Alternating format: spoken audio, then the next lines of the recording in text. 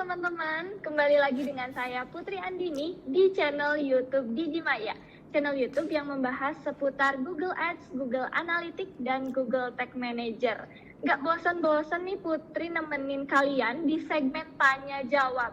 Dan pada episode kali ini Putri akan membacakan pertanyaan dari Kak Johan ya, yang bertanya gimana sih tips meningkatkan nilai CTR atau CTR nih ya ditulisnya. Sebelumnya juga boleh dijelaskan terlebih dahulu mungkin Mas, apa sih sebenarnya CTR itu? Silakan Mas Rendra. Oke, baik ya. Pertanyaannya terkait dengan CTR gitu ya. Apa itu CTR dan tipsnya seperti apa sih kalau mau meningkatkan nilai CTR itu. Jadi CTR itu kan kepanjangannya itu click through rate ya, atau gampangnya adalah rasio seberapa besar gitu ya iklan kita diklik ketika iklan kita tayang atau dilihat oleh orang begitu ya.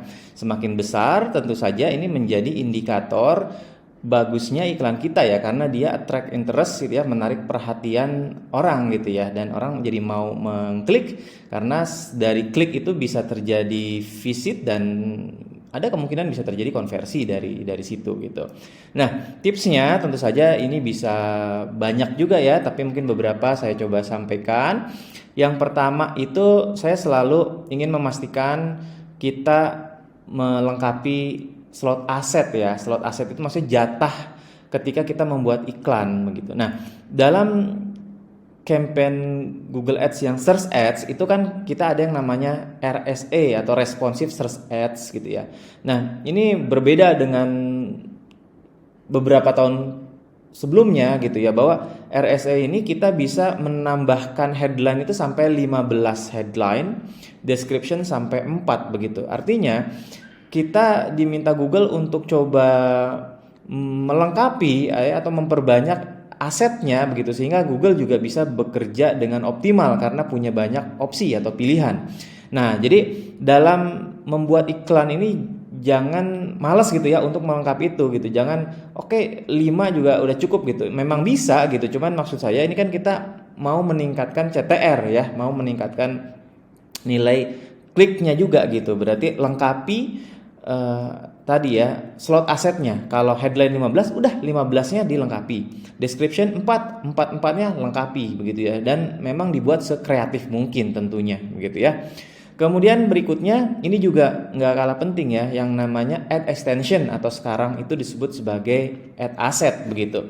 Nah, ini juga ada banyak macamnya gitu ya, ad extension atau ad asset ini, dan kadang orang malas gitu karena memang ini tidak required juga memang gitu ya, kita tanpa membuat extension atau aset iklan kita ya bisa tayang memang gitu. Tapi ketika kita bicara soal optimal, maka fitur-fitur ini yang sudah disediakan Google ya tolong dioptimalkan ya. Ad extension atau aset ini ada yang namanya site link ya, ada juga call out gitu, ada juga call extension, ada location extension, image extension, promotion extension. Jadi banyak, dan dari waktu ke waktu Google juga menambah gitu ya jenis extensionnya.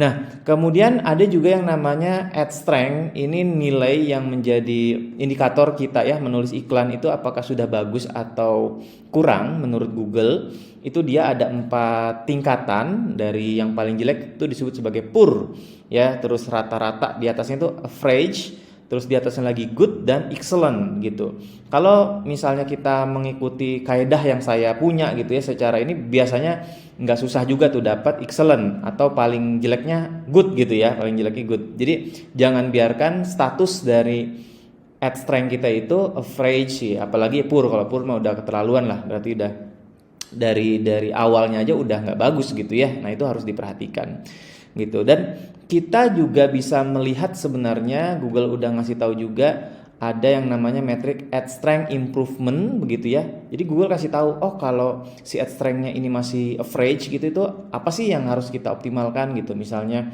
tadi ya slotnya kurang gitu, atau kurang relevan gitu iklannya dengan keyword kita, macam-macam nanti Google akan kasih tahu. Jadi itu tolong dipantau tuh. Nah, terus juga posisi iklan juga memang penting ya. Kalau kita lihat CTR kita rendah, jangan-jangan posisinya juga di bawah. Itu kita bisa lihat rasionya atau presentasinya itu di metrik search top impression share gitu ya. Nanti coba lihat ya. Kemudian juga jika CTR kecil ini yang sering terjadi juga ya. Di bagian networknya itu dipilih search partner gitu. Jadi ketika search partner dipilih artinya iklan itu tidak hanya muncul di Google tapi di website lain partnernya Google.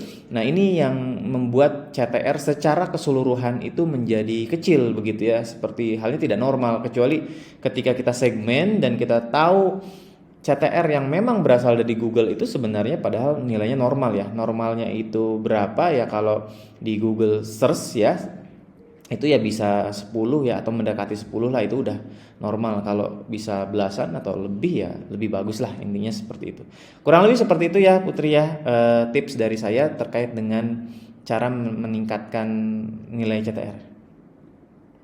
Oke, terima kasih banyak Mas Rendra atas jawabannya nih ya. Tadi ada 3 hal penting. Yang pertama, lengkapi slot asetnya terlebih dahulu nih ya. Yang kedua, lengkapi ad extension-nya. Dan yang ketiga, optimasi ad strength-nya nih. Jadi untuk teman-teman semua yang masih kebingungan, masih mau tanya lebih detail lagi, boleh banget nih ya, ketikkan pertanyaannya di kolom komentar. Karena kita akan menjawab pertanyaan teman-teman semua di episode selanjutnya. Saya Putri Andini, pamit undur diri, sampai jumpa di episode selanjutnya. Campaign Google Ads kamu bermasalah dan bingung apa yang harus dibenerin? Konsultasikan saja kepada tim expert kami.